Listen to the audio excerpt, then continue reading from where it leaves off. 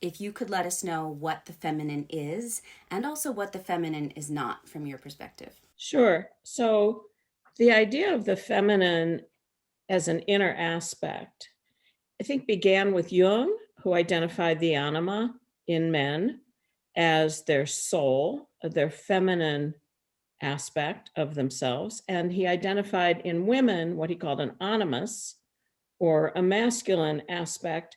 And because these aspects were unconscious, they were projected onto their partners or their others. That concept served really well for a while, but because Jung identified the anima as soul and women didn't have an anima, there was this concept that maybe women didn't have a soul, or that women were carrying the soul for men. Marion Woodman really brought Jung's work in this regard into the present day. She renamed anima and animus as masculine and feminine, and she identified that both men and women have masculine and feminine aspects to their inner selves. These aren't the only aspects we have in our inner selves. We have inner children, we have inner witches, we have inner tricksters, we have inner wise elders, and we have inner masculine and inner feminine aspects that we can relate to and dialogue with, that can show up in our active imaginations or our dreams in character form. So the Chinese would call it a yin and yang aspect. I identify the feminine as receptive, dark, juicy, warm, non-linear. I would identify the masculine aspects as active, logical, thinking versus feeling on the feminine side. The feminine would carry our wisdom, and the masculine would carry our doingness. And when we experience a masculine and a feminine in harmony and in connectedness with each other, we find that the masculine can take action based on the wisdom that the feminine has identified. This brings up something that I struggle with, and that is when we talk about these terms, the feminine and the masculine, because I've read your work and I know that you've talked about the feminine and masculine, yes, as both as inside of each of us, and also how it's not gendered. Like it doesn't necessarily mean that the feminine equals woman or women. And I still struggle with that because I feel like what's happening in the culture and what happens for even a lot of people that study this work is they still get confused and they, associate the feminine with women specifically. And we both know that that's especially problematic because of the way, well, okay, I'll speak for myself. I know that that's problematic because of the way that women and qualities attributed to women for thousands of years have been degraded, demonized, right, and devalued. So I feel this inner conflict of, both wanting to maybe change the word the feminine so it's more neutral so that people don't necessarily associate it with women, but at the same time, there needs to be a dual healing in our culture. Yes.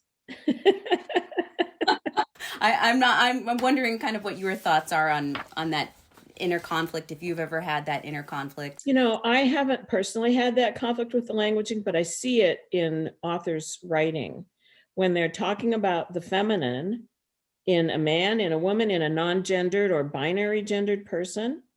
And then they shift, sometimes even within the same sentence, to speaking about women when they're speaking about the feminine. And it is a challenge in our culture, and it is a challenge because we are in a patriarchal culture, and for thousands and thousands of years, the feminine has been conflated with weakness. The shadow sides of the feminine have been projected onto women.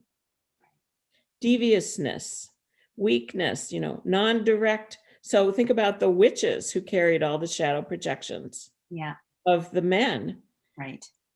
Who projected their power onto these women who were strong, who were healers, who were intuitive. who are spiritual. And one of the things that's happened in our culture is that by conflating the shadow sides of femininity with women, it has helped the patriarchal culture persist with men holding power and associating the shadow sides of masculinity with men. Women can carry positive aspects of masculinity, rationality, logical thinking, the ability to create a good spreadsheet or run a business, Yeah. getting things done on time with a schedule, I consider masculine qualities. Yeah. But then the balance for the feminine side is nonlinear thinking outside the box, creative thinking, flow and movement, being non-rational. Right. Where the scientists who come up with a solution for a decades-long problem, when they're in the shower and a flash of insight comes, or it shows up in a dream. Right. The shadow sides of the masculine, which have been called macho or toxic masculinity, are very present in our culture now too. Right. So it is problematic that feminine is equated with women and masculine is equated with men.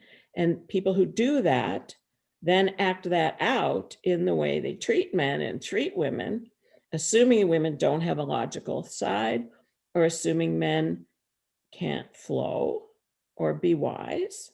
Yeah. And it is a challenge for our culture, and you can language it differently.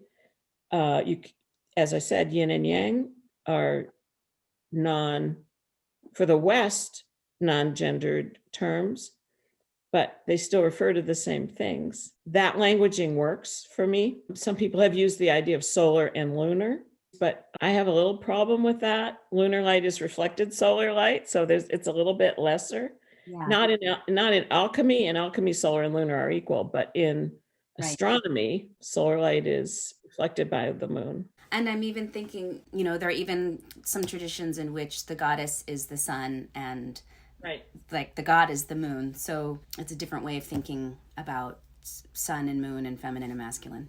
And even just in different languages, where there are gendered nouns in different languages, the sun will often be a feminine word and the moon will be a masculine word. So it's important to look at these as inner aspects of the self, among many inner aspects of the self. And for me, in my life, in my personal growth, and in my healing work, it's been incredibly valuable and instructive to connect with the feminine and the masculine, to dialogue with both of them, and to learn how to privilege the feminine as a counterbalance to the privileging of the masculine that we live in this culture in our everyday lives.